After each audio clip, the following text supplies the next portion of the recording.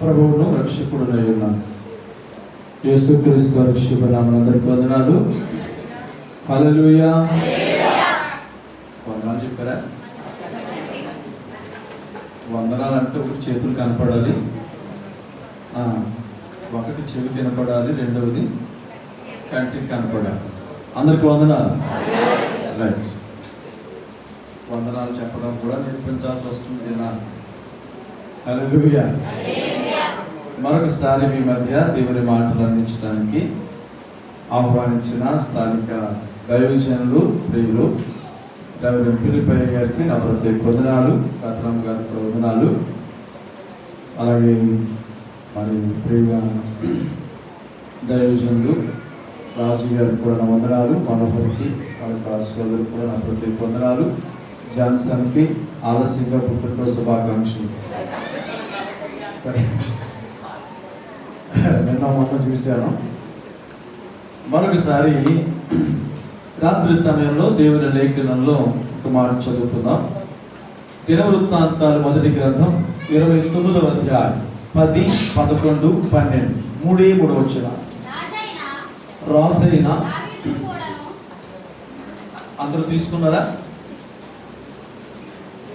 10వ వచనం నేను చదువుతాను, 11 మీరు చదవండి, 12 నేను చదువుతాను, 13 అందరూ కలిపి చదువు. ఓకే. రాజైన దావీదు కూడాను బహు సంతోషపడి సమాసము పూర్ణముగా ఉండగా యెహోవాకు ఇట్లు స్తోత్రాలు చెల్లించెను. తండ్రిగానున్న ఇశ్రాయేలు దేవా, యెహోవా నిరంతరము స్తోత్రార్హుడవు.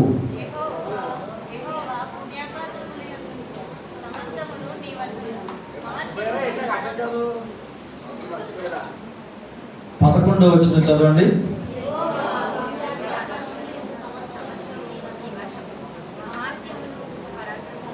ప్రభావమును తేజస్సును ఘనతయు నీకే చెందడు. యెహోవా రాజ్యము నీది, నీవు అందరి మీదను నేను అధిపతిగా హెచ్చించుకొని ఉన్నావు. ఐశ్వర్యమును గొప్పతనమును నీ వలన కలుగు. నీవు సమస్తమును ఏలువాడు.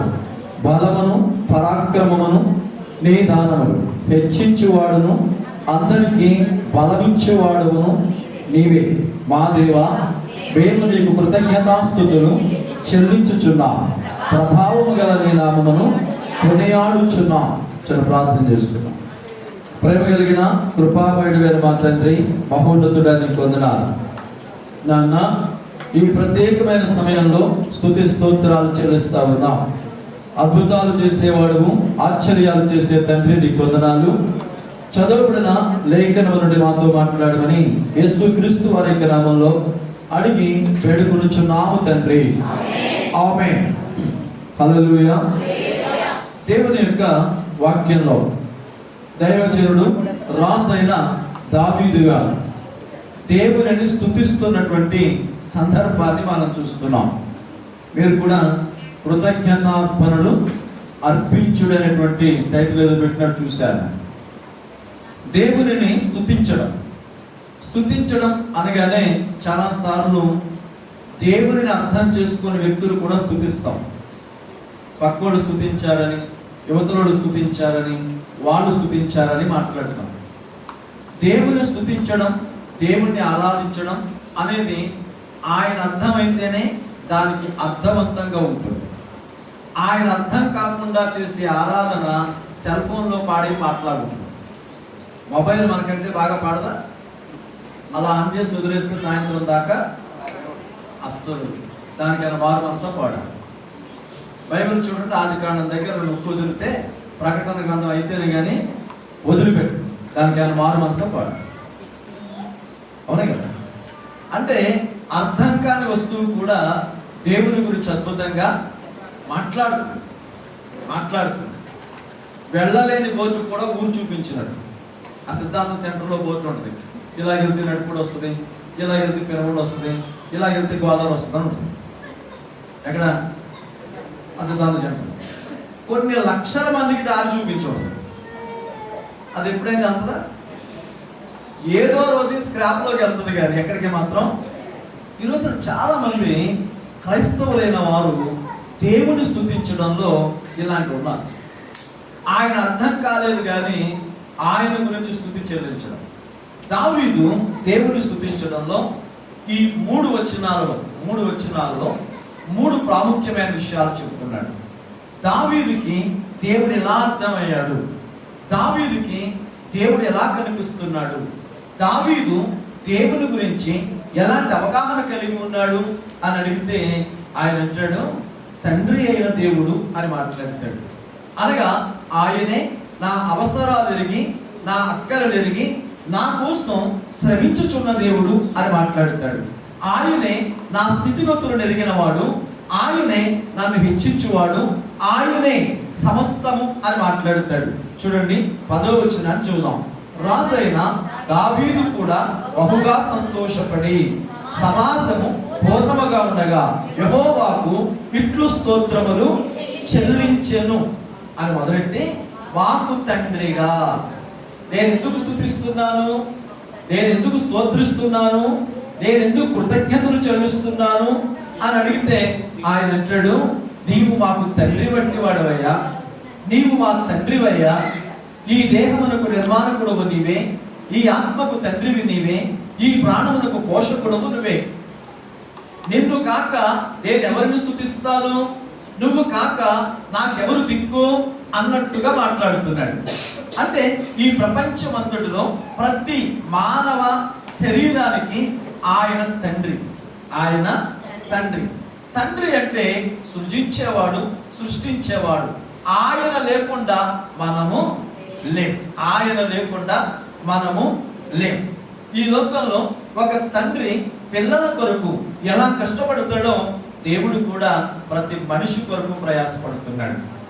ఒక తండ్రి తన పిల్లల అవసరాలు తీర్చడానికి ఎలా ప్రయాసపడతాడో దేవుడు కూడా తన పిల్లల అవసరాలు తీర్చడానికి ఆయన నిరంతరం పనిచేస్తున్నాడు. ఎంతమందికి అర్థమవుతుంది? ఎంతమంది అర్థం చేసుకోగలుగుతున్నాం? మనం ఎంతసేపు నేను కష్టపడుతున్నాను, నేను చెమటోడుస్తున్నాను, నేను ఆలోచిస్తున్నాను అని ఆలోచిస్తున్నామే కానీ మన జీవితంలో రూపాయలు చేత్తో పట్టుకుంటే మాత్రం ఆహారం ఎక్కడి నుంచి వస్తుంది? విత్తనాలు మీరు నానబెడితే మొలకలు ఆయన మొలిపిస్తున్నాడు, మీరు నాట్లు వేస్తే ఆకులు ఆయన ఏమిస్తున్నాడు, మీరు మందులు చల్లితే ఆయన వాటికి పుష్పాలు కలిగిస్తున్నాడు, వాటికి ఆయన ఫలాలు ఇస్తున్నాడు. అవునా కదా? మీరు విత్తనాలు నానబెట్టాలి కదా కానీ మొలకలు తీయగలరా? మీరు నాట్లు వేయగలరు కానీ ఆకులు రప్పించగలరా? మీరు మందులు వేయగలరు కానీ అవి పుష్పించినట్లుగా వాటి ముదురు గింజలు, వాటి ఎన్నులో ముదురు గింజలు వచ్చేటట్లుగా మీరు లాభించగలరా? ఈ చేస్తున్న పనిలో ఏదైనా మీరు చేయగలరా? మీరు చూడండి, పిల్లలు ఇంటి కొరకు ఇటుకలు మొయ్యగలరు కానీ ఇటుకలకు డబ్బులు తండ్రి కట్టాలి. అవునా కదా? అంటే పిల్లలు కొన్ని పనులు చేస్తే ఆ పనికి కావలసిన వనరులు తల్లిదండ్రులు సమకూర్చినట్లుగా అవని అంతట్లో దేవుడు తన పిల్లల కొరకు నిరంతరం ప్రయాసపడుతున్నాడు. హల్లెలూయా. కాబట్టి దావీదు ఆ 3 వచనాల్లో మొదటి వచనం అంటాడు, దేవా నీవు మాకు తండ్రివి, తండ్రివి. చూడండి 19వ కీర్తన 1వ చరణంలో ఆయన మాట్లాడుతాడు, ఆకాశమును దేవుని మహిమను వివరించుచున్నవి, అంతరిక్షము ఆయన చేతి పనిని ప్రచురపరచుచున్నది.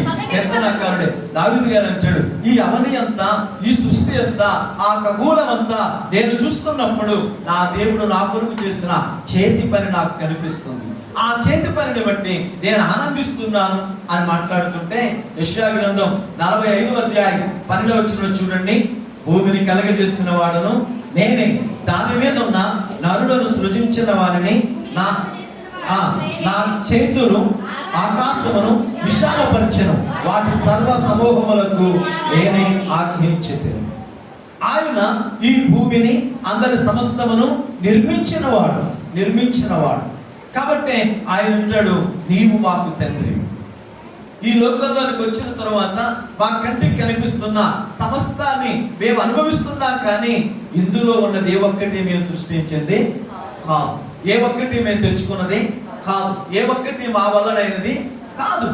కానీ మా అవసరాలు ఎరిగి, మా స్థితిగతులు ఎరిగి మా కొరకు సృజించిన మా తండ్రి అని ఆయన సాగిలపడుతున్నాడు. నీ జీవితంలో నీ దేవుడిని తండ్రిగా అర్థం చేసుకుని అనుకుంటే, నీ జీవితంలో దేవుడిని తండ్రిగా గుర్తించినట్లయితే నీ బ్రతుకంతా ఆనందమే, నీ బ్రతుకంతా ఆశీర్వాదమే, నీ బ్రతుకంతా ఉన్నత స్థితిలోనికి వెళుతుంది. హల్లెలూయా. కనుక ఈ రాత్రి సమయంలో దావీదు గారు చేస్తున్న స్తుతి పాటల మధ్య ఆయన మాట్లాడుతున్నాడు, దేవుడు మాకు తండ్రిగా ఉన్నాడు, తండ్రిగా ఉన్నాడు. ఈ రోజున దావీదుకే కాదు, మనకు కూడా దేవుడు తండ్రిగా ఉన్నాడు. ఇప్పుడు తండ్రిగా ఉన్నాం అనుకుంటే మలాకి గ్రంథంలో అంటాడు, నేను తండ్రినైతే నాకు భయపడేవాడు ఎక్కడా? నేను యజమానుడనైతే నాకు రావలసిన ఘనత ఏమాయను? మలాకి గ్రంథం 1వ అధ్యాయం 5వ వచనంలో చూడండి.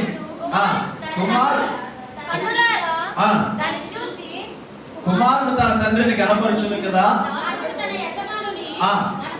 గణపరచును కదా. యాజకులారా, నేను తండ్రినైతే ఏమాయను? యజమానుడనైతే. ఇప్పుడు చూడండి, దావీదు దేవునికి భయపడుతూ కీర్తించిన స్తుతించిన సంగతి మీకు చెప్పారు. ఇప్పుడు మనకు దేవుడు తండ్రి అయితే మన ప్రవర్తన ఎలా ఉండాలి? ఆయనకు భయపడేదిగా ఉండాలి. ఎలా ఉండాలి? ఆయనకు భయపడేదిగా. మీరు చెప్పండి, మీరు ఎవరికి భయపడతారు? దేవునికి భయపడేవాడు ఎవడైనా ఉన్నాడా? దేవునికి భయపడేవాడు ఎవడైనా ఉన్నాడా అని అడిగితే అందరూ అవునన్నట్టుగానే తలుపుతారు కానీ నేను అంటాను, దేవుని భయం బుద్ధిగా లేని రోజు. ఎందుకు అని అడిగితే, చర్చిలో అందరూ పావులనే, సమాజంలో సంగతి ఏంటి? ఇక్కడ అందరూ స్తుతి పాటలే, కానీ సమాజంలో సంగతి ఏంటి? అవునే కదా. దేవుని భయం, దేవుని భయం ఉన్నవాడు అబద్ధమాడు, దేవుని భయం ఉన్నవాడు బూతులు మాట్లాడు, దేవుని భయం ఉన్నవాడు ఆవేశపడ్డు, దేవుని భయం ఉన్నవాడు చీకటికి వేరై ఉంటాడు. దేవుని భయం ఉన్నవాడు, చూడండి, తండ్రి భయం ఉన్నాడు స్నేహితులతో కలుసున్న స్నేహితులకు వేరై ఉంటాడు. తండ్రి భయం ఉన్నాడు ఆ కుటుంబ పరువు కొరకు, ప్రతిష్ఠ కొరకు ఆలోచిస్తాడు. ఇప్పుడు దేవుడు మనకు తండ్రి అయితే మన బ్రతుకులో అలాంటి భయం, అలాంటి జీవితం మనకుందా? ఈ రోజున ఒకసారి ఆలోచన చేద్దాం. దేవుణ్ణి స్తుతించడం అని అడిగితే దావీదులాగా ఆయనకు భయపడే బ్రతుకు కావాలి, ఆయనకు భయపడే పవిత్రమైన జీవితం కావాలి అనే మాటలు మీకు జ్ఞాపకం చేస్తున్నాను. ఇక దావీదు రెండో విషయానికి వస్తే 11వ వచనంలో అంటాడు, యెహోవా భూమి ఆకాశములందు సమస్తమును నీ వశము, మహత్యమును పరాక్రమమును ప్రభావమును తేజస్సును ఘనతయు నీకే చెందును. యెహోవా రాజ్యము నీది, నీవు అందరి మీదను నిన్ను అధిపతిగా హెచ్చించుకుని ఉన్నావు. ఇప్పుడు అంటాడు, దేవుడు సార్వభౌముడు, దేవుడు సార్వభౌముడు.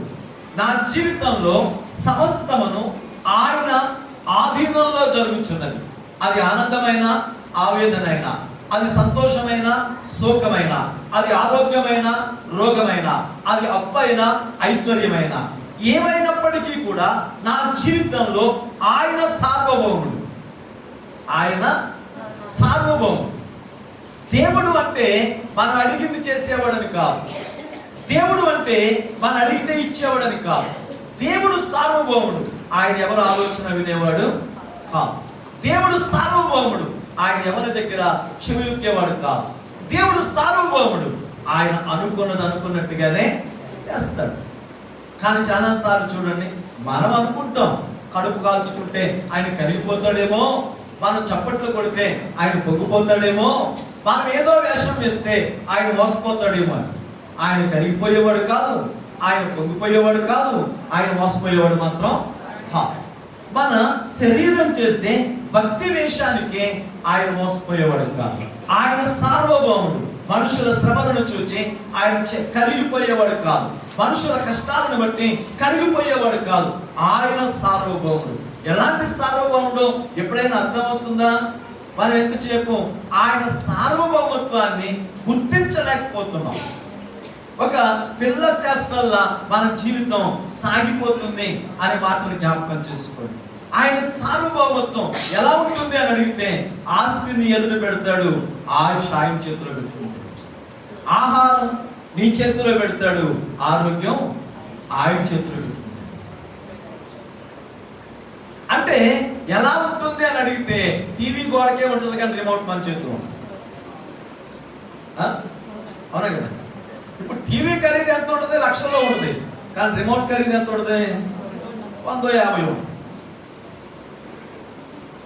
ఇప్పుడు నువ్వు ఈ లోకంలో ఎంత ఎలాంటి వేషాలు వేసినా నీ రిమోట్, నీ కథ, నీ చరిత్ర ఎక్కడుంది? అక్కడుంది, అక్కడుంది. ఆయన సార్వభౌముడు, ఆయన సార్వభౌముడు.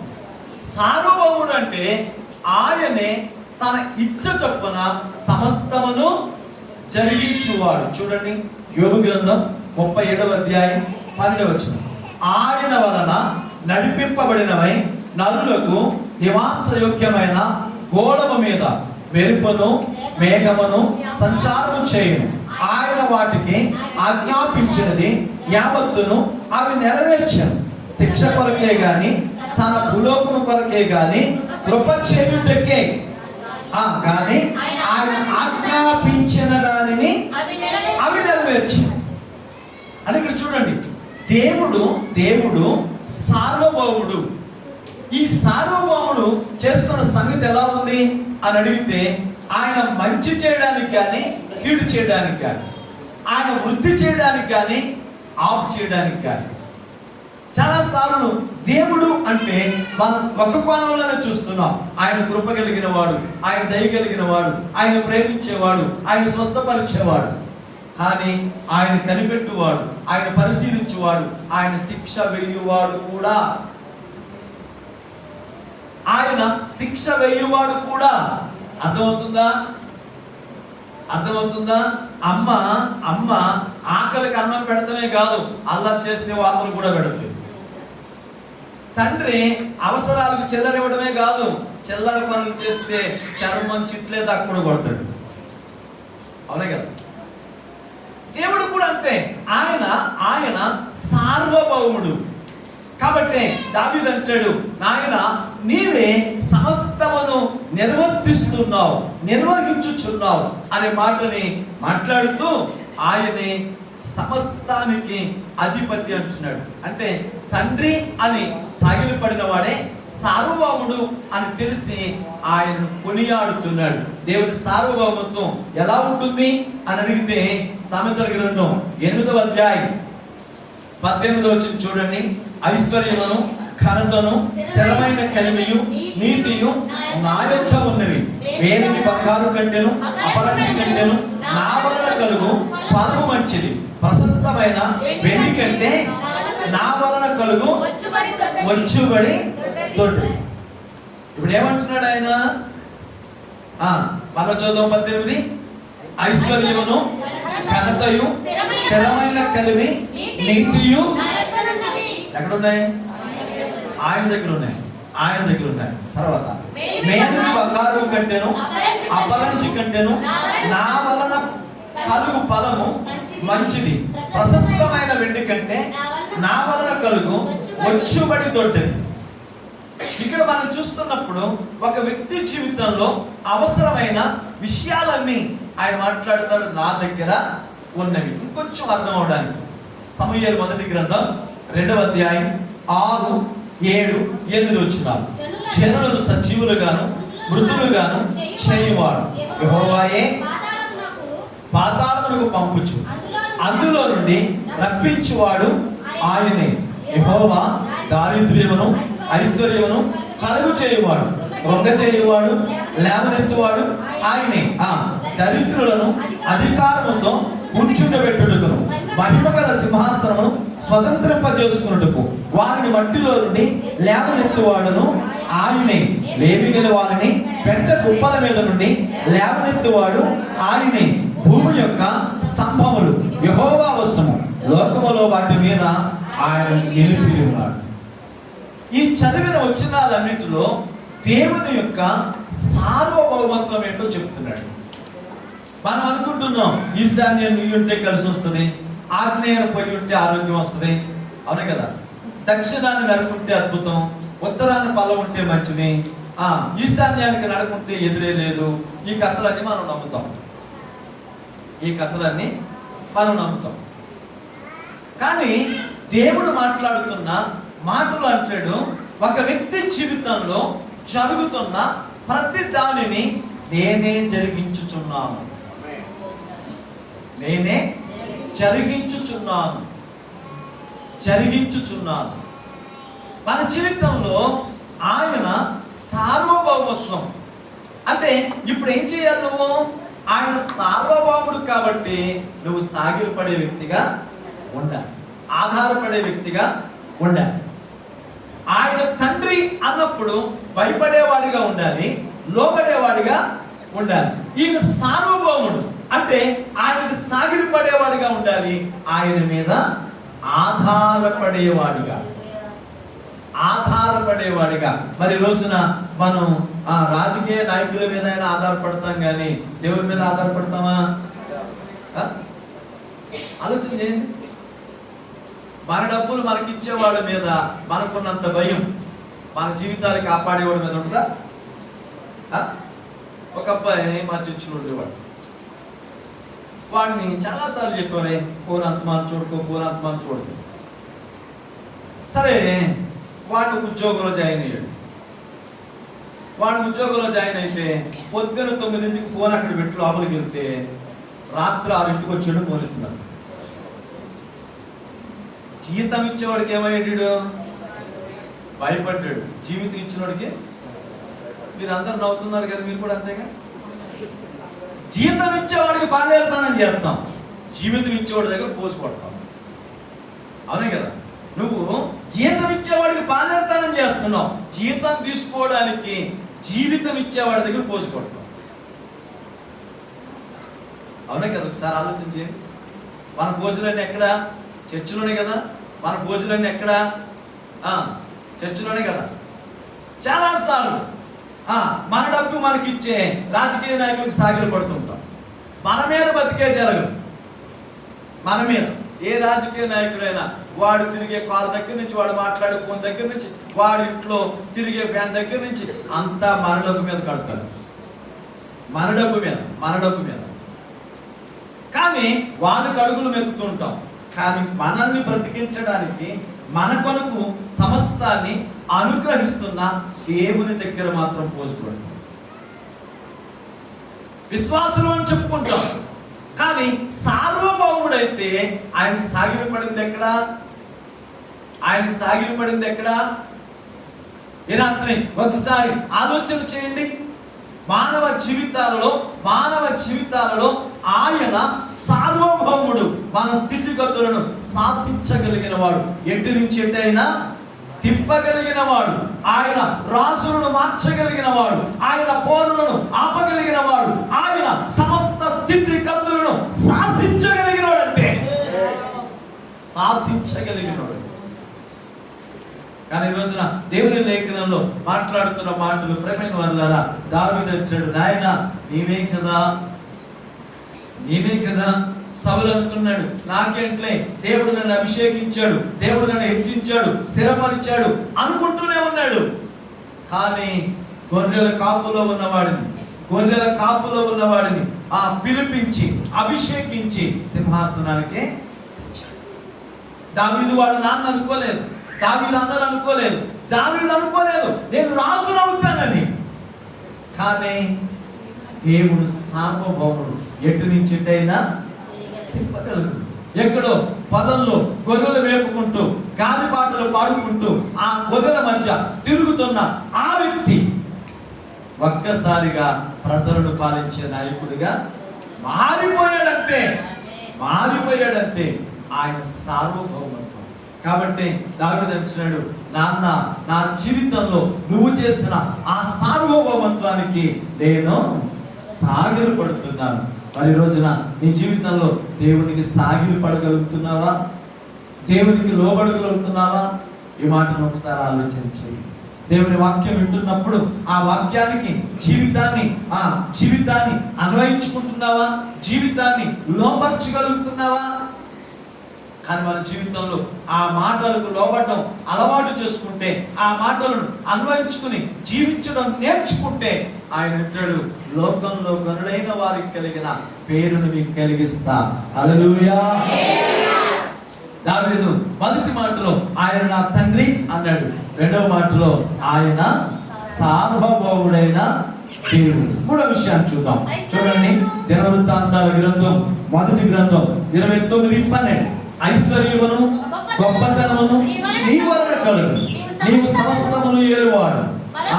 బలమును పరాక్రమమును నీ దానములు హెచ్చించువాడును, అందరికీ బలమిచ్చువాడవు నీవే.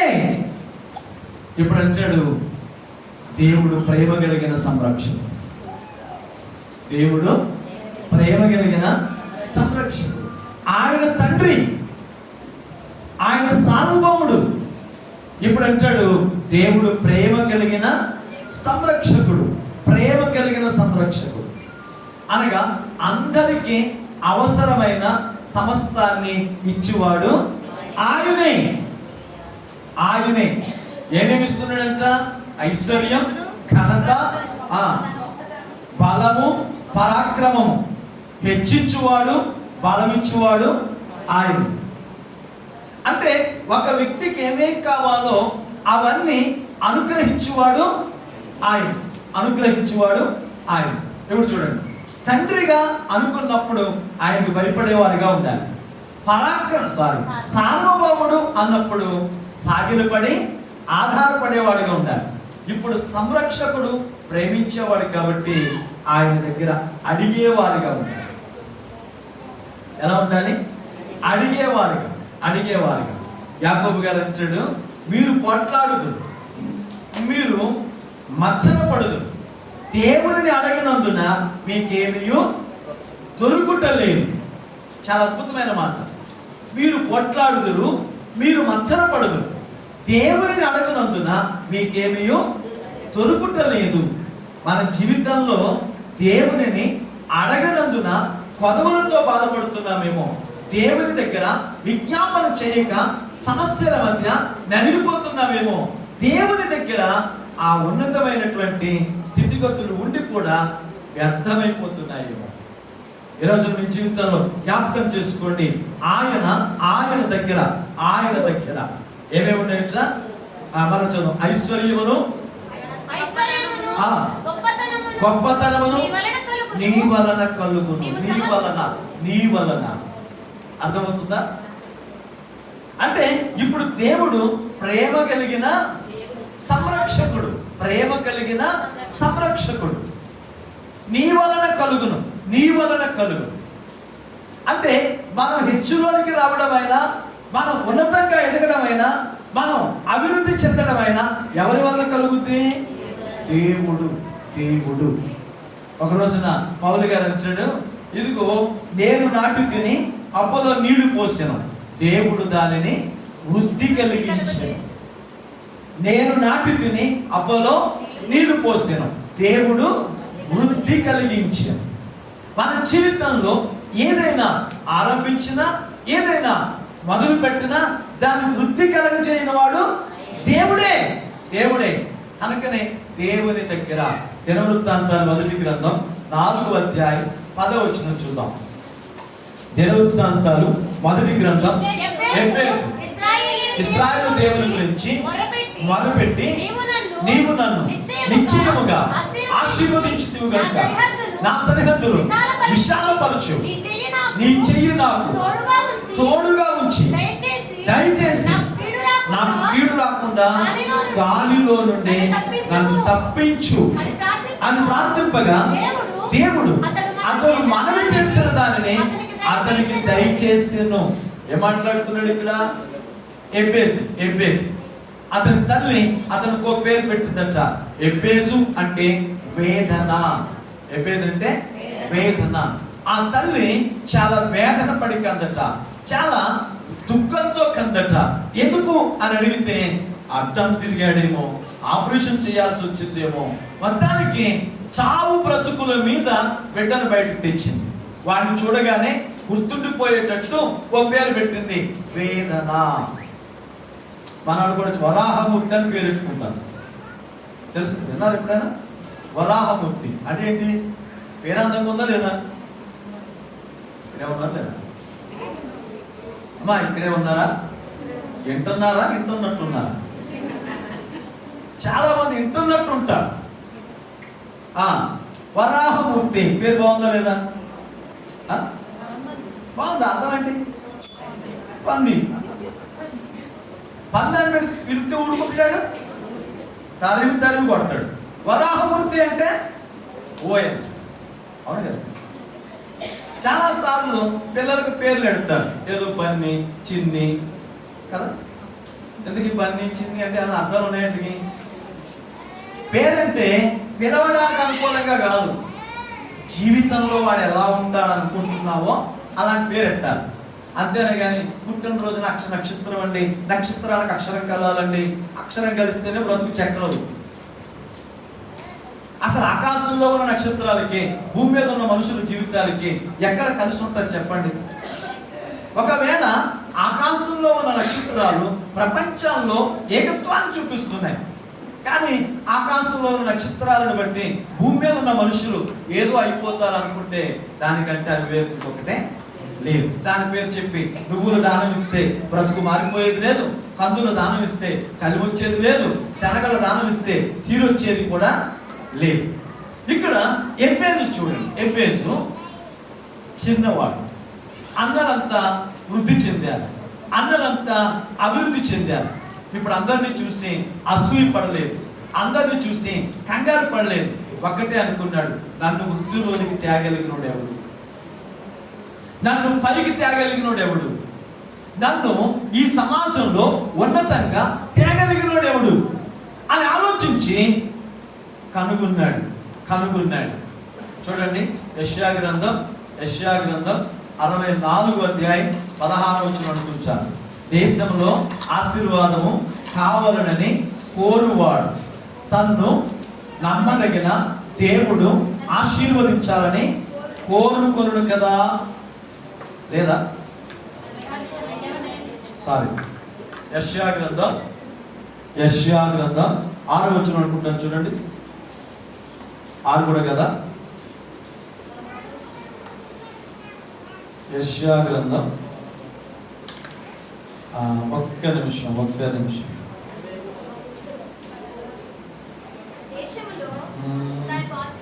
ఎన్నో వచ్చిన అమ్మా? 65:16. రైట్. దేశంలో తనకు ఆశీర్వాదం కోరువాడు నమ్మదగిన దేవుడు తను ఆశీర్వదించవాలని కోరుకున్నాడు కదా. ఏమో మాట అర్థం చేసుకున్నాడేమో. ఎబ్బేజు వచ్చి దేవుని దగ్గర మోకరించి అంటాడు, నిశ్చయముగా నీవు నన్ను ఆశీర్వదించు, నా సరిహద్దు విశాలపరిచి నీ చెయ్యి నాకు తోడుగా ఉండదు. ఏమైతే అడిగాడో దేవుడు అతనికి ఇచ్చాడు. ఈరోజు నా ఆలోచన చేయండి, మనం నా మనుషులు నమ్మి మోసపోయిన వాళ్ళు ఉండొచ్చు, బంధువులు నమ్మి మోసపోయిన వాళ్ళు ఉండొచ్చు, కానీ దేవుని దగ్గర మనం అడిగినప్పుడు ఆయన దేవుడు అంటే ప్రేమ కలిగిన సంరక్షకుడు, మా స్థితిగతులకు సహాయం చేయగలిగిన శ్రేష్ఠ నామధేయుడు అని మాట్లాడుతూ ఎబ్బేజు అడిగినప్పుడు ఏమి ఇచ్చాడు ఆయన? ఏమడిగాడు అంటే ఒక మాట చెప్పనా, ఆయన ఐశ్వర్యము. అందరికి ఏమిస్తాడంట? ఐశ్వర్యం. ఇప్పుడు ఎబ్బేజుకి ఏమిచ్చాడు? ఐశ్వర్యం. ఎబ్బేజుకి ఇచ్చినోడు మీకు ఇవ్వడా? కానీ ఎబ్బేజు లాగా అడిగే స్థితి ఎక్కడ? మనం ఎంతసేపు ఏదో బైబిల్ పట్టుకుని అటు చూడకుండా ఇటు చూడకుండా 7 వారాలు తిరిగి 3 రోజులు తిరిగి ఆలోచనలోనే ఉంటాం, కానీ దేవుని దగ్గర కూర్చునే సంగతి ఎక్కడదే? అవునా కదా? మన జీవితంలో ఆయన ఇస్తాడు. దాని వరకు గోటేరు వెళ్ళి అడిగితే కాదు, నడిపుళ్ళు అడిగినా ఇస్తాడు. మీకు దావత వేస్తుంది, నడిపుల్లో నీళ్లు తాగితే దాహం తీరుతుందా, సిద్ధాంతంలో నీళ్లు తాగితే దాహం తీరుతుందా? హలో, ఇక్కడే ఉన్నారా? మీకు దాహం వేస్తుంది. ఇప్పుడు నడిపుల్లో నీళ్ళు తాగితే తీరుతుందా? నీళ్ళు కాదండి, ఆచంట వెళ్తే తీరుతుందా? ఎక్కడ దాహం తీస్తే అక్కడే తాగుతాం, పక్కన తాగుతామా? ఇప్పుడు దేవుడు ఎక్కడ ఉంటాడు?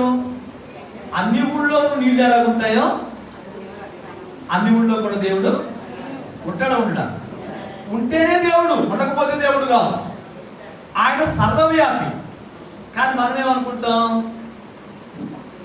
పక్కూళ్ళో ఉంటాడని బైబిల్ పరిగెడతామని నేనంటారు. వీళ్ళందరూ విశ్వాసులు అనుకుంటున్నారు, కానీ బైబిల్ అంటే వీళ్ళందరూ భ్రష్టులు. వీళ్ళంతా భ్రష్టులు, అవిశ్వాసులు, అజ్ఞానులు. ఎందుకు అని అడిగితే ఆయన అంటాడు, నేను నీ యొద్దకు వచ్చి. అంటే మనిషిని దేవుడు కలుసుకోగలడు, కానీ దేవుడు మనిషిని కలుసుకోలేడు. మనం దేవుడిని వెతకడం మొదలు పెడితే ఎక్కడ వెతుకుతావు, ఏ ఊరని వెతుకుతావు. కానీ దేవుడు మనిషిని వెతకాలనుకుంటే ఎక్కడైనా పట్టుకోగలడు. ఈ రోజున దేవుని లేఖనంలో ఎబ్బేసు లాగా అడిగే అర్హత. ఆ తర్వాత వరకు మార్చుద్దాం. దినవృత్తాంతాల గ్రంథం మొదటి గ్రంథం 14వ అధ్యాయం 16-17 వచనాలు. దేవుడు తనకు సెలవిచ్చిన ప్రకారం దావీదు చేయగా ఇశ్రాయేలీయులు ఫిలిష్తీయుల సైన్యము గిబియోను మొదలుకొని ఆ గాజాను వరకు తరిమి హతము చేస్తారు. కాబట్టి దావీదు కీర్తి ఇశ్రాయేలు దేశం అంతటా ప్రసిద్ధి అయ్యెను. యెహోవా అతని భయము అన్యజనులందరి మీదకి. ఇప్పుడు దావీదుకి ఏం కలిగింది? కీర్తి అంటే ఘనత కలిగింది. దావీదు ఉన్న దేశంలోనే కాదు, సిరియా దేశం అంతా ఉందా దావీదు కీర్తి ఇశ్రాయేలీయుల ప్రదేశములంతటా ప్రసిద్ధి అయ్యెను. అంటే దావీదుకి దేవుడు ఏమిచ్చాడు? ఘనతనిచ్చాడు. ఎక్కడో గొర్రెలు మేపుకుని జీవనం చేస్తున్న ఒక వ్యక్తి ఇశ్రాయేలు దేశంలో ఏమయ్యాడంట? గనుడైపోయాడు. ఇక్కడ ఈ మాటను ఆలోచన చేయండి. ఆ ఘనతకు కావలసిన పరాక్రమమును అనుగ్రహించిన వాడు దేవుడే. ఆ ఘనతకు కావలసిన అద్భుతమైనటువంటి శక్తి సామర్థ్యాలు ఇచ్చిన వాడు దేవుడు. కాబట్టి దావీదు అంటాడు, దేవా నా చేతులకు పోరాటం నేర్పిన వాడవు నీవే. ఎప్పుడైనా అనుకున్నావా? ఈరోజు విశ్వాసులంతా ఎలా ఉంటారు తెలుసా? అందం అంటే బట్టల్లో చూస్తారు, ఆరోగ్యం అంటే మందుల్లో చూస్తారు, బలం అంటే ఆహారంలో చూస్తారు. అవునే కదా? ఎవరైనా జబ్బున్న మనిషి ఇంటికి వెళ్ళాం, కాస్త ఏదో మాంసం చేపలు వేసుకుంటే కానీ బలంగా ఉంటారండి. అవునే కదా? ఇదిగోనండి మంచి మందులు వేసుకుంటే ఆరోగ్యం ఉంటుంది. అవును కదా? మనం ఎంతసేపు అందం బట్టల్లో చూస్తున్నాం, ఆరోగ్యం మందుల్లో చూస్తున్నాం, బలం ఆహారంలో చూస్తున్నాం, సుఖం సౌకర్యాల్లో చూస్తున్నాం. కానీ ఇందులో ఎక్కడ అందం బట్టల్లో లేదు, ఆరోగ్యం మందుల్లో లేదు, బలం ఆహారంలో లేదు, సుఖం సౌకర్యాల్లో లేదు. ఎక్కడుంది అని అడిగితే దేవునిలో ఉంది. ఈరోజు ఆలోచించండి. మందులు వేసుకున్నంత శ్రద్ధగా ప్రార్థన చేస్తావా? బట్టలు ఉతికినంత శ్రద్ధగా హృదయాన్ని కడుగుతావా? అన్నం వండినంత శ్రద్ధగా ఎప్పుడైనా 4 వాక్యాలు ఆలోచన చేస్తావా? జీవితంలో మనం ఆలోచించే విధానం వేరు, భక్తి జీవితం వేరు. కానీ దావీదు తన జీవితంలో దేవుడే కాబట్టి దావీదుకి ఏమిచ్చాడు? ఘనతనిచ్చాడు. ఎబేసుకి ఏమిచ్చాడు? ఐశ్వర్యం ఇచ్చాడు. మొర్దెకై గురించి సంగతి జ్ఞాపకం చేస్తాం. ఎస్తేరు గ్రంథం 9వ అధ్యాయం 3వ వచనం, 3-4 వచనాలు. మొర్దెకైని గురించిన భయమంతనకు కలిగినందున సంస్థానముల యొక్క అధిపతులను, అధికారులను, ప్రభువును, రాజు పని నడిపించు వారును యూదులకు సహాయం చేస్తుంది. మొర్దెకై రాజు యొక్క నగరులో గొప్పవాడాయను. ఈ మొర్దెకై అనువాడు అంతకంతకు గొప్పవాడవుడి చేత అతని కీర్తి సమస్తానములన్నిటి యందు. మొర్దెకైకి ఏం కలిగిందంట? కీర్తి అంటే ఘనత కదా. ఎన్ని సంస్థానాల్లో కలిగింది? 127 సంస్థానాలు. షూషోను కోట కదా, షూషోను కోటలో ఎన్ని సంస్థానాలు ఉన్నాయి? 127. ఎక్కడి నుంచి ఎక్కడి దాకా? హిందూ దేశం మొదలుకొని కూషు దేశం వరకు, ఇండియా మొదలుకొని ఆఫ్రికా వరకు 127 దేశాలలో ఇతనికి ఏం కలిగింది? ఘనత కలిగింది. ఇంతకు ఏం చేసేవాడు ఈయన? ఏమైనా యుద్ధం చేశాడా? ఈయన ఏమన్నా చదువు నేర్పాడా? ఈయన ఏమన్నా రాజా? కాదు. ఏం చేశాడని అడిగితే గేటు దగ్గర కాపలా. గేటు దగ్గర కాపలా అంటే ఇక్కడ ఒక మాట చెప్తున్నాను, అతడు కాపలా కాస్తున్నాడు కానీ నిబద్ధత కలిగినడు. అతడు వాచ్మెన్ గానే ఉన్నాడు కానీ నిబద్ధత కలిగినడు. ఎందుచేతనంటే దేవుని మాటకు అత్యంత విలువనిచ్చేటటువంటి వ్యక్తి, దేవుని కొరకు ప్రత్యేకంగా బ్రతికినటువంటి వ్యక్తి. ఎప్పుడు తన కోసం బ్రతికిన వారిని, తన కోసం నిబద్ధత కలిగిన వ్యక్తులని, తన కోసం సమాజంలో సాక్షులుగా ఉన్న వారిని ఆయన విడిచిపెట్టేవాడు. ఇదిగో దావీదుని కనపరిచిన దేవుడే మొర్దెకైను కూడా కనపరిచాడుట. ఆ దేశంలో ఒక బానిసగా గేటు దగ్గర కాపలా ఉన్న ఒక వ్యక్తి 127 సంస్థానాలలో ఉన్నతమైన కీర్తిని ఆర్జించాడు. అంటే ఒక మాట ఆలోచించేది, దేవుడు ఏం చేస్తున్నాడంట? కీర్తిని అనుగ్రహిస్తున్నాడు. ఈరోజు నీ జీవితంలో కూడా ఒకసారి ఆలోచించు, నీ బ్రతుకును కూడా ఒకసారి సరి చేసుకుని ప్రభు వైపును నువ్వు చూడగలిగితే ఆయన నీ జీవితానికి ఉన్నతమైన కార్యాలు చేయగలడు. ఇప్పుడు అవి అన్నీ ఎరిగిన దావీదు దేవునిని స్తుతిస్తున్నాడు. అవన్నీ అర్థం చేసుకున్న దావీదు దేవునిని స్తుతిస్తున్నాడు. ఇప్పుడు 3 విషయాలు చెప్పాను. ఒకటి, దేవుడు మనకి తండ్రి. ఇప్పుడు తండ్రి అని అర్థమైతే నీ ప్రవర్తనలో ఏముండాలి? భయం ఉండాలి. ఆయన సార్వభౌముడు అని అర్థమైతే నీ బ్రతుకులు ఆయనకి సాగిలపడాలి, ఆయన మీద ఆధారపడాలి. మూడవది, ఆయన ప్రేమ కలిగిన సంరక్షకుడు కాబట్టి ఆయన దగ్గర అడిగే స్వేచ్ఛ ఉంది. ఇదిగో ఎంబేస్ అడిగాడు, ఇచ్చాడా లేదా? దావీదు అడిగాడు, ఇచ్చాడా లేదా? మొర్దెకై అడిగాడు. వారి జీవితాల్లో ఒక ఉన్నతమైన స్థాయి. ఈ రాత్రి సమయంలో మన బ్రతుకులు ఎందుకు ఇవ్వడు? మన బ్రతుకులు ఎందుకు ఇవ్వడు? ఎక్కడ వేసిన గొంగలి అక్కడే అన్నట్టు, ఎక్కడ పరిస్థితులు అక్కడే అన్నట్టుగా జీవితాన్ని సాగిస్తూ దేవుడు ఏం చేశాడండి? దేవుడు ఏం చేశాడండి? ఎందుకు చేస్తాడు? ఎందుకు చేస్తాడు? జబ్బు ఒకటి మందు ఒకటి వేసుకుంటూ తగ్గుద్దా? తగ్గదు. నమ్మకం ఒక చోట హాస్పిటల్ ఒకటంటే తగ్గుద్దా? తగ్గదు. మొన్న ఏలూరులో పాస్టర్ గారి గుంట్లో బాగాలేదని ఒక హాస్పిటల్కి పంపారు. ఆ డాక్టర్ గారు ఈ గేట్కి అవతల పేషెంట్ కూర్చోబెట్టి ఈ గేట్కి అవతల కూర్చొని మాట్లాడు. సరే అయిపోయిన తర్వాత అన్నాడు, ఏమోనండి కనీసం చెయ్యట్టుకునైనా చూడలేదండి, ఈయనేమి డాక్టర్ అన్నాడు. 6,000 పెట్టి మందులు కూర్చుని 10 రోజులు వాడిని ఏం తగ్గలేదు. ఆ తర్వాత రాజమండ్రి వేరే హాస్పిటల్కి పంపాం. ఆయన పరీక్ష చేసేది మందులు రాసాడు అనుకోండి, డాక్టర్ అంటే ఎలా ఉండాలండి అని. వారం రోజుల తర్వాత ఫోన్ చేస్తే ఈ మందులు వేసుకున్నాక బాగానే తగ్గిందండి. అంటే మందులు అవేనైనా మనుషుల మీద నమ్మకం. చాలా సార్లు దేవుడు దేవుడు అంటాం కానీ ఇప్పుడు చెబుతున్న ఈ విషయాల్లో ఎక్కడైనా మనం దేవుని మీద ఆధారపడతామా? చూడండి, పిల్లలకి పుస్తకాలు కొన్నంతగా వాళ్ళకు మంచి బైబిల్ కొంటామా? పిల్లలకి స్కూలుకు పంపినంత శ్రద్ధగా వాళ్ళని చర్చికి తీసుకొస్తామా? అంటే మన పిల్లలు అంటే వాళ్ళ జ్ఞానం ఎక్కడ చూస్తున్నాం? పుస్తకాల్లో. వాళ్ళ భవిష్యత్తు ఎక్కడ చూస్తున్నాం? స్కూల్లో.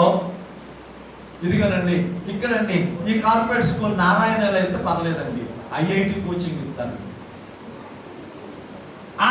బాబు IIT కోచింగ్ ఎందుకు చెప్పండి? అంటే మన బలహీనతని ఆధారం చేసుకుని వాళ్ళు వ్యాపారం చేసిన మనం లోబడి జీవితాన్ని జీవిస్తాం. కానీ మన జీవితాన్ని శాసించగలిగిన దేవుడు, శాసించగలిగిన దేవుడు. ఇక చివరి విషయాన్ని మనం చూస్తే దేవుడు కృప కలిగిన వాడు అని చెప్పానుగా, ఆయన సంరక్షకుడు అని చెప్పానుగా. ఇప్పుడు ఆయన ద్వారా ఇంకేం దొరుకుతుంది అని అడిగితే మత్తయి సువార్త యేసుక్రీస్తు వారికి కలిగిన ఒక సంగతి జ్ఞాపకం చేస్తాను. 4:24 ఆయన కీర్తి సిరియా దేశమంతటా వ్యాపించింది. నానా విధమైన రోగముల చేతను వేదనల చేతను పీడింపబడిన వ్యాధిగ్రస్తులు, దయ్యములు పట్టిన వారిని, చంద్ర రోగము పక్షవాయువు గల వారిని ఆయన ఎదుగు తీసుకుని రాగా ఆయన వారిని స్వస్థపరచను. గలిలయ, దెకపొలి, యెరూషలేము, యూదయను ప్రదేశములంతటా యొర్దాను అవతల నుండి బహు జనములకు ఆయన వెంబడించాడు. యేసుక్రీస్తు వారికి ఏం కలిగిందంట? సిరియా దేశమంతటా, సిరియా దేశమంతా. అంటే పైన దావీదు దగ్గర ఏం జరిగిందో, మొర్దెకై దగ్గర ఏం జరిగిందో యేసుక్రీస్తు దగ్గర కూడా అదే. అంటే ఒకరిని హెచ్చించేవాడైనా, ఘనతనిచ్చేవాడైనా, అభివృద్ధి పరిచేవాడు. యేసుక్రీస్తు జీవితంలో చూడండి, పరలోకం ఆయన గురించి మాట్లాడుతుంది. ఈయన నా ప్రియ కుమారుడు, ఈయనందు నేను ఆనందిస్తున్నాను. ఒకవేళ పరలోకం మీ గురించి చెప్పాలంటే ఏం చెప్పుద్ది? ఏం చెప్పుద్ది? ఆయన నిన్ను బట్టి ఆనందిస్తేగా అవని యందు నువ్వు గనుడయ్యేది. ఆయన నిన్ను బట్టి సంతోషిస్తేగా భూమి మీద నువ్వు ధన్యుడు అయ్యేది. కానీ మనం ఎంతసేపు మన సంతోషం కోసం బ్రతుకుతాం, మనం ఎంతసేపు మన కోసం బ్రతుకుతాం. కానీ యేసుక్రీస్తు దేవుని కోసం బ్రతుకుతున్నాడు. మీ ఊరిలో దేవుని కోసం జీవించగలిగిన వ్యక్తిగా నువ్వు ఉన్నావా? నీ కుటుంబాలలో దేవుని కొరకు సాక్షిగా, నీ బంధువుల మధ్య దేవుని కొరకు సాక్షిగా జీవించగలుగుతున్నావా? ఇంకా ఆఖరి మాట మనం చూస్తే, ఆయన అందరికి ఏమిచ్చేవాడంట? బలమిచ్చువాడు. ఏమిస్తాడంట?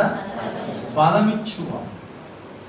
చూడండి, ఐశ్వర్యం ఇచ్చిన వాడు చూపించాను, ఘనతనిచ్చిన వాడు చూపించాను, బలమిచ్చువాడు, శక్తినిచ్చువాడు. మనం టీవీ ముందు కూర్చోగానే ఓ పిల్లగాడు బ్యాట్ పట్టుకుని టిక్కులు బాల్ పట్టుగానే boost is secret of my energy యాంటనగానే కబోర్డ్లన్నీ డబ్బాలతో నిండుతున్నాయి, కానీ ఎవడు కొడుక్కి బలం వచ్చిన సంగతి మాత్రం లేదు. అవును కదా? బూస్ట్ తాగేవాడిని మా పిల్లవాడిని సంవత్సరం హాస్పిటల్ తీసుకెళ్ళలేదన్నవాడు చెప్పమని చూద్దాం. అంటే పిల్లలకు పట్టిన డబ్బాలు కనపడతాయి, కానీ తాగిన పిల్లలు ఎవరిలోనూ బూస్ట్ మాత్రం కనపడదు. అయినా మన డబ్బాల మీద పెట్టినంత ప్రేమ పిల్లలకి దేవుని గురించి మాట్లాడుతున్నావా? ఆయన తిమోతి గురించి మాట్లాడుతుంటాడు. తిమోతి, నీవు క్రీస్తు యేసునందున్న కృప చేత బలవంతుడువు కమ్ము. బలం ఎక్కడుంది? దేవుని కృపలో ఉంది. బలం ఎక్కడుంది? దేవుని కృపలో ఉంది. తిమోతి, క్రీస్తు యేసునందున్న కృప చేత బలవంతుడువు కమ్ము. దేవుడు బలమిచ్చువాడు. దేవుడు ఏమిస్తాడు? బలమిచ్చువాడు. చూడండి, యెషయా గ్రంథం 40:29 సమస్యలైన వారికి బలమిచ్చువాడు ఆయనే, శక్తిహీనులకు బలాభివృద్ధి కలగజేయువాడు ఆయనే. దేవుడు ఏమిస్తాడంటమ్మా? బలమిస్తాడంట, బలమిస్తాడంట. కానీ మన జీవితంలో ఎప్పుడైనా ఆయన దగ్గర కూర్చుంటామా? డాక్టర్ దగ్గర కూర్చుని నీరసం అండి, లేకపోతున్నానండి అని డాక్టర్ గారి దగ్గర అయినా కూర్చుంటావు, కానీ ప్రభువా బ్రతికిలా అయిపోయిందయ్యా, నా పని నేను చేసుకునేటట్టు కాస్త శక్తి దయచేది ఆయన అని ఆయన తట్టు చేతులు చెప్తావా? ఈ రాత్రి సమయంలో ఒకసారి ఆలోచన చేస్తే, దావీదు ఎందుకు స్తుతిస్తున్నాడంటే ఆయన బలహీనులకు బలపరచు దేవుడు, ఆయన శక్తిహీనులకు బలాభివృద్ధి కలిగించు దేవుడు. కాబట్టి నేను స్తుతిస్తున్నాను అని మాట్లాడుతున్నాడు. 41వ యెషయా గ్రంథం 10వ చూడండి. నీవు నా దాసుడు అని నేను నిన్ను ఉపేక్షింపక ఏర్పరచుకుంటునని నీతో చెప్పి ఉన్నాను, నీకు తోడై ఉన్నాను, భయపడకు, నీ దేవుడినై ఉన్నాను, దిగులు పడకు, నిన్ను బలపరచెదను. హల్లెలూయా. దేవుడు ఏం చేస్తాడంట? బలపరుస్తాడు. శారీరక బలహీనతల్లోనే కాదు, మానసిక బలహీనతల్లో, అన్ని రకాల బలహీనతల్లోనూ బలమిచ్చు దేవుడు. 18 సంవత్సరాలుగా నడుము వంగిపోయిన బలహీనురాలుని మాట చేత బలపరిచిన వాడు ఆయన కదా. 39 సంవత్సరాలుగా కదలలేని బలహీన స్థితిలో బెతస్దా కోనేటి దగ్గర పడి ఉన్న వారిని మాట చేత బలపరిచిన వాడు ఆయన కదా. శృంగారమైన దేవాలయం దగ్గర కొన్ని 40 సంవత్సరాలుగా కాళ్ళ బలహీనత చేత లేవలేని వారికి బలమిచ్చిన వాడు ఆయన కదా. అయితే ఈ రోజున నీ బలహీనతలో బలమిచ్చే దేవుడిని ఎప్పుడైనా చూసావా? ఆయన బలాన్ని పొందుకున్నావా? ఆయన బలవంతుడు, ఆయన శక్తి సంపన్నుడు. ఆయన మాట్లాడుతూ అబ్రహాముతో అంటాడు, నేను సర్వశక్తి గల దేవుడును. యాకోబుతో అంటాడు, నేను సర్వశక్తి గల దేవుడును. యోబుతో అంటాడు, నేను సర్వశక్తి గల దేవుడు. కాబట్టి ఆయన శక్తిని ఇవ్వగలిగిన దేవుడు, ఆయన బలం ఇవ్వగలిగిన దేవుడు. దినవృత్తాంతాల గ్రంథం 2వ గ్రంథం 14వ అధ్యాయం 8వ వచనం ఒక మాటను జ్ఞాపకం చేస్తాను. ఆ కాలమున ఈటలను పట్టుకుని, డాళ్లను ఈటలను పట్టుకుని 3 లక్షల మంది యూదావారును కేడములు ధరించి విల్లు వేరు 2,80,000 మంది బెన్యామీనులను కూడిన సైన్యము ఆసాకుండరు. వీరందరూ పరాక్రమశాలులు. ఎంతమంది? మొత్తం 5,70,000 మంది సైన్యం ఉంది. వీళ్ళంతా పరాక్రమశాలులు అని చెప్పబడుతుంది. 9వ వచనం చూడండి. కూషీయుడైన జరుగు వీరి మీద దండెచ్చి 1000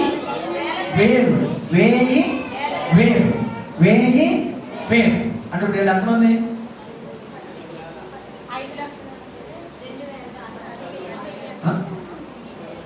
స్తోత్రం. మిమ్మల్ని అందరినీ ఎల్కేజీలో జాయిన్ చేయాలి.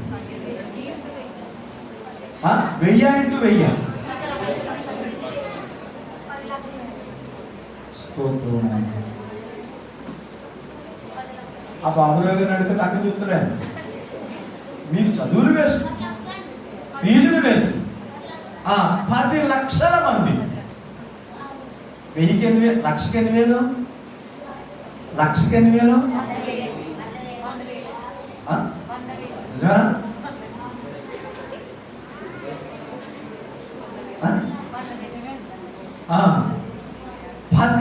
10 లక్షల మంది. అక్కడ ఉన్నాడు ఎంతమంది?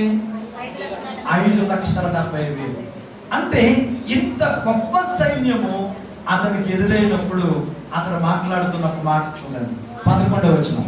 ఆసా తన దేవుడైన యెహోవాకు మొరపెట్టి, యెహోవా విస్తారమైన సైన్యము చేతిలో ఓడిపోకుండా బలము లేని వారికి సహాయం చేయుటకు నీకన్నా ఎవరు లేరు. మా దేవా యెహోవా మాకు సహాయం చేయు. నిన్నే నమ్ముకుని ఉన్నాము. నీ నామమును బట్టి ఈ సైన్యమును ఎదురించుటకు బయలుదేరుచున్నాం. యెహోవా నీవే నా దేవుడు. నరమాత్రులను నీపై చేయవద్దనియకమని ప్రార్థింపగా ఆశ దేవుని దగ్గర అడుగుతున్నాడు, నాన్న ఈ విస్తారమైన సైన్యంలో ఓడిపోకుండా నన్ను బలపరచు నాన్న, నాకు సహాయం చేయి నాన్న, నాకు సహాయం చేయి అని అడిగినప్పుడు 12వ వచనం, యెహోవా ఆ కూషీయులను ఆశా ఎదుటకు యూదా వారి ఎదుటను నిలవనీయక వారి ఒత్తినందున పారిపోయి. హల్లెలూయా. ఇప్పుడు దేవుడు ఏమిచ్చాడు? వీళ్ళకి బలం ఇచ్చాడు. జయం కాదు, బలం ఇచ్చాడు. బలం ఏం తెచ్చింది? జయాన్ని తెచ్చింది. దేవుడు ఎప్పుడైనా ఆలోచన చెప్తాడు. దేవుడు ఎప్పుడైనా కత్తిస్తాడు. యుద్ధం నువ్వే చేయాలి. ఆలోచన చెప్తాడు, నువ్వే నడాలి. దారి చూపిస్తాడు, నువ్వే పరిగెత్తాలి. ఆయన యుద్ధం చేయడు, ఆయన పని చేయడు. నీ పక్కన నిలబడి పని చేయడానికి శక్తి. ఇప్పుడు ఆశను ఆయన ఇచ్చాడు, ఆ బలం వాడికి ఏమిచ్చింది? విజయం ఇచ్చింది. ఈ రాత్రి ఒక మాట్లాడినా, నీ బ్రతుకులో వాటమికి కారణం ఏంటి? నీ పోరాటంలో వాటమికి కారణం ఏంటి? నీవు శత్రువును చూచి కృంగిపోతున్నావు, కానీ నీ దేవుడిని చూచి ధైర్యం తెచ్చుకుంటున్నావా? ఆయన నీ జీవితాలను బలపరచగలిగిన వాడు, ఆయన నీ బ్రతుకులను సరిచేయగలిగిన వాడు. కనుక ఈ రోజున జ్ఞాపకం చేసుకుందాం, దేవుడు ఐశ్వర్యమును ఘనతయు ఇచ్చేవాడు, ఆయన బలమును ఇచ్చేవాడు, బలమును ఇచ్చేవాడు. కాబట్టి మనం చూసాం, ఎబ్బేజుకి ఐశ్వర్యం ఇచ్చాడు ఆయన, దావీదుకి ఘనతనిచ్చాడు ఆయన, వర్ధికేకి ఘనతనిచ్చాడు ఆయన, యేసుక్రీస్తు వారికి ఘనతనిచ్చాడు ఆయన. ఇదిగో ఆశాకి మాత్రం బలమిచ్చాడు. ఇంతమందికి ఎన్ని రకాలుగా ప్రయోజనం చేసిన ప్రభువు నీ స్థితిని మారడానికి సహాయం చేయడా? నీ బ్రతుకులో ఆధారమై ఉండడా? ఇంకెంతకాలం అవివేకంతో అనుమానంతో భక్తి చేస్తావు? ఈ రాత్రి అయినా ఓ ప్రత్యేకమైన నిర్ణయంతో ఇక్కడి నుంచి వెళ్ళాలి. ఇది చివరిగా చూస్తే యేసుక్రీస్తు ద్వారా నిత్య జీవనం కూడా ఆయన మనకి అనుగ్రహిస్తున్నాడు. యోహాను శుభవార్త 3:16 దేవుడు లోకమును ఎంతో ప్రేమించి కాగా ఆయన అద్వితీయ కుమారుడిగా పుట్టిన వాని యందు విశ్వాసం ప్రతివాడు నశింపక నిత్య జీవం పొందినట్లు ఆయనను అనుగ్రహించెను. అంటే ఈ మాటలు మనం చూస్తున్నప్పుడు మనందరికీ కూడా నిత్య జీవం ఇచ్చేవాడు ఆయన. కాబట్టి దావీదు అత్యంత సంతోషంతో ఆనందంతో ఆ ప్రజలందరూ ఎదుట చెప్తున్నాడు, దేవుడు మనకు తండ్రి, దేవుడు మనకు సార్వభౌముడు, దేవుడు కృప కలిగిన ప్రేమ కలిగిన సంరక్షకుడు. ఆయనే అందరికీ ఘనతనిచ్చేవాడు, అందరికీ ఐశ్వర్యం ఇచ్చేవాడు, అందరికీ బలం ఇచ్చేవాడు. ఇన్నిచ్చుచున్న ఆయనకు ఏమిచ్చి నేను స్తుతించగలను? ఈ రాత్రి నీ జీవితంలో ఆలోచించు. ఒకవేళ బలహీనతలో ఉన్నావేమో స్వస్థతను ఇవ్వగలిగిన వాడు, ఒకవేళ అప్పుల మధ్యలో ఉన్నావేమో ఐశ్వర్యం ఇవ్వగలిగిన వాడు, సమస్యల మధ్యలో ఉన్నావేమో సమాధానం ఇవ్వగలిగిన వాడు, ఏ స్థితిలో ఉన్నా నీకు సరిపోయిన నిజమైన దేవుడు ఒక్కడే, ఆయనే ప్రభు అయిన యేసుక్రీస్తు. కాబట్టి ఈ మొదటి రాత్రి కూడికలో ప్రేమైన వాళ్ళారా, దేవుని గురించిన మాటల్లో ఆలోచన చేస్తున్నప్పుడు ఆయన మాట్లాడుతున్న మాట, దావీదు స్తుతించుచున్న దేవుడు, ఆయన అందరికీ ఐశ్వర్యం ఇచ్చే దేవుడు, అందరికీ ఘనతనిచ్చే దేవుడు, అందరికీ బలమిచ్చు దేవుడు. ఎంత గొప్ప దేవుడు ఈ లోకంలో ఎక్కడున్నాడు? ఇంకెక్కడున్నాడు? ఇంకెంతకాలం దిక్కులని వాస్తుల్ని నమ్ముకుంటాం? ఇంకెన్ని రోజులు నక్షత్రాలని తారీఖుల్ని నమ్ముకుంటాం? ఈ రాత్రైనా ఆయన పాదాల మీద పడి ప్రభువా నా వైపు చూద్దామని అడుగుదాం. అందరూ తలలు ఉంచుదాం. ప్రతి ఒక్కరూ దేవుని ఎదుట వాళ్ళని మనం సరి చేసుకోవడానికి ఆయన వైపు చూద్దాం, ఆయన వైపు చూద్దాం. ఆయన మాట్లాడిన ప్రతి మాట నమ్మదగినది అనే మాట మీకు జ్ఞాపకం చేసుకున్నాను. ఆయన ప్రతి మాట నమ్మదగినది